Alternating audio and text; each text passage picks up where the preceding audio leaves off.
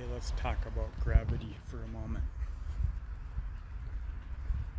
Where's your balancing point? Is it external to you or is it central to who you are? That's reciprocity. I think we all seek that in life. But because we're conditioned and we're caught up in life, we don't realize that other people are reading the signs with which we perpetuate ourselves.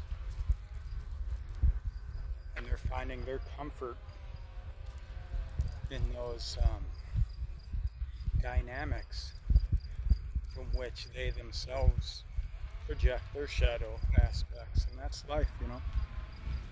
It's how we meet the unknown through the instrument of the self.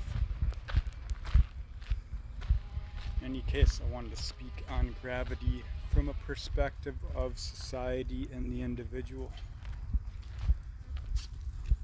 Society asks us to contribute.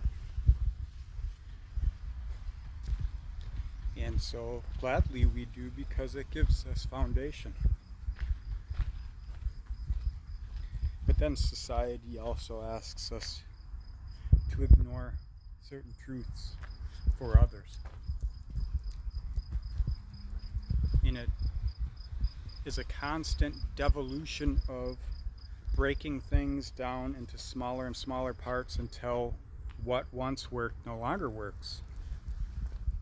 But that's part of the dynamic of life because everything is constantly changing. So when you put your beliefs, your gravity into society, you're associating who you are with a static projection of the mass consciousness of humanity. And then you have to pick up and defend that energy. So patriotism is one example of this. You know, the US of A, the Declaration of Independence, freedom of think, thought,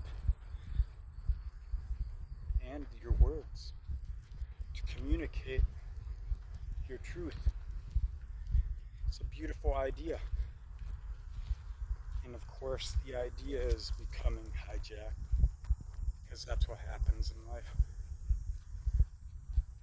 There's too many statics in that dynamic to continue forward. And the least among us will attempt to perpetuate power over energies, trauma loops handed down through the ancestral lines. And as we perpetuate those, opportunistic people find their way. It's like, you dump water on an uneven surface, it's going to find its way to the lowest spot. Their gravity is externalized. And so they pour their projection into the world around you, around us, around themselves. So finding the gravity of yourself. Other people, when you ask their opinions, their advisement, their guidance, they're going to give you their perspective. So that means if they aren't in tune with their own projections, they're going to propagate those within you. Let's say they're nervous about something, they went through hard times, and you want to do something that seems risky to them. They're not going to feed the spirit of a pioneering evolution in you. They're going to feed the projection, which you're going to see to the dynamics of your expectations. So when you're making decisions for yourself, I would rather trust the tarot deck than another person.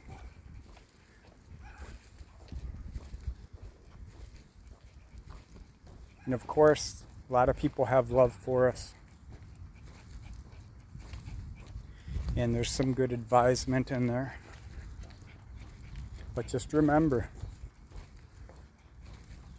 their dynamics aren't your dynamics. Just because they get mugged doesn't mean you're going to get mugged in whatever facet of life you're looking to expand in. So keep the gravity of the self on your mind and your heart in this world, and it's harder for you to get pulled out of that truth. And it's easier for you to release what isn't you, to transmute it through the life dynamics.